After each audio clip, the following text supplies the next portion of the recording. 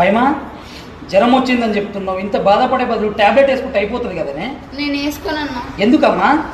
నా dress colour కి match అయ్యే టాబ్లెట్ లేదన్నా.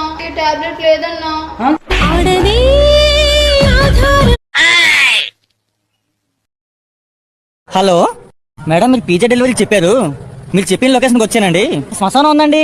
అవునండి, మా అమ్మమ్మ గారు చనిపోయి 1 వీక్ అవుతుంది. ఆవిడికి పిజ్జా అంటే చాలా ఇష్టం. అక్కడ ద గ్రేట్ శారదా అని సమాధి ఉంటుంది, అక్కడ పెట్టి వెళ్ళిపోండి.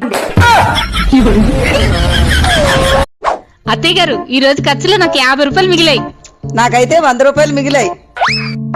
నా 100ని 50 పట్టుకెళ్ళి మన ఇద్దరికి పనికొచ్చే వస్తువు తీసుకురా. సరే అత్తగారు. కోడల పిల్ల ఆగు. నేను డబ్బులు ఎక్కువ ఇచ్చాను కాబట్టి నువ్వు తెచ్చే వస్తువు నేను ఎక్కువ సార్లు వాడతాను. నువ్వు మాత్రం అప్పుడప్పుడే వాడాలి. సరే అత్తగారు. అత్తగారు, మన కోసం మాపింగ్ స్టిక్ తెచ్చాను. మీరు ఎక్కువ డబ్బులు ఇచ్చారు కాబట్టి మీరు రోజు వాడండి. పిల్లలు పుట్టాక మదర్స్కు ఉండే ప్రాబ్లమ్స్లో ఇదొక ప్రాబ్లం.